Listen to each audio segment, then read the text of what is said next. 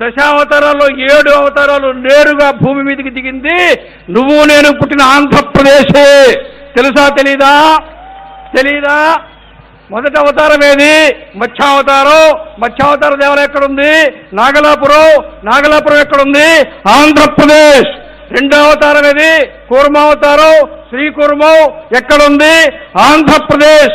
మూడో అవతారం ఏది? వరాహ అవతారం. వరాహ క్షేత్రం ఏది? తిరుమల. ఎక్కడుంది? ఎక్కడుంది? గట్టిగా చెప్పండి.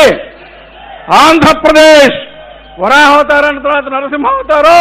నరసింహావతారం ఎక్కడుంది? మహానంది. మహానంది ఎక్కడుంది? ఆంధ్రప్రదేశ్.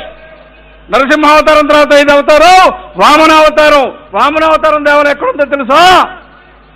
పరుచూరు మండలంలో ప్రకాశం జిల్లాలో చెరుకూరు గ్రామంలో త్రివిక్రమ వామన స్వామివారి దేవాలయం ప్రకాశం జిల్లాలో ఉంది. వామన స్వామి అవతారం దేవాలయం ఎక్కడుంది? ఆంధ్రప్రదేశ్. అవునా కాదా? విన్నారా లేదా?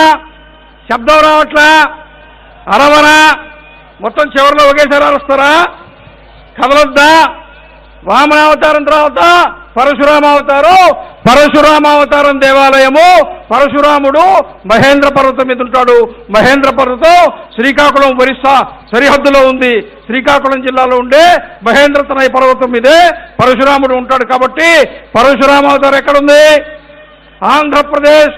రాముడు ఉత్తరప్రదేశ్. బలరాముడు ఉత్తరప్రదేశ్. కృష్ణుడు ఉత్తరప్రదేశ్. అఖిలాండ కోటి బ్రహ్మాండ నాయకుడు కలియుగ ప్రత్యక్ష దైవం సాక్షాత్తు వెంకటేశ్వర స్వామి తిరుమలలో ఉన్నాడా లేడా? ఉన్నాడా లేడా? తిరుమల ఎక్కడుంది? ఆంధ్రప్రదేశ్. అవునా కాదా? 7 అవతారాలు ఏ ఆంధ్రప్రదేశ్లో ఉన్నాయో ఆ ఆంధ్రప్రదేశ్ ని రాష్ట్ర ప్రభుత్వం తక్షణం ఇది దేవభూమిగా ప్రకటించాలా వద్దా? ప్రకటించాలా వద్దా? ప్రకటించాలా వద్దా? అయోధ్య కారణం వచ్చిందా లేదా? కాశీ కారణం వచ్చిందా లేదా? చార్ధామ్ కారణం వచ్చిందా లేదా? తిరుమల నుంచి శ్రీకోర్మ దాకా ఈ 7 క్షేత్రాలని కలుపుతూ మనకు కూడా 7 అవతారాల కారిడార్ వస్తే ప్రపంచం మొత్తం ఇక్కడికే వస్తుంది. ఆంధ్రప్రదేశ్ అగ్రగామిగా ఉంటుంది. ఆంధ్రప్రదేశ్ ఆధ్యాత్మిక పుణ్యభూమి. ఆంధ్రప్రదేశ్ అవతారాల పుణ్యభూమి. ఆంధ్రప్రదేశ్ దేవతల దేవభూమి. అవునా కాదా?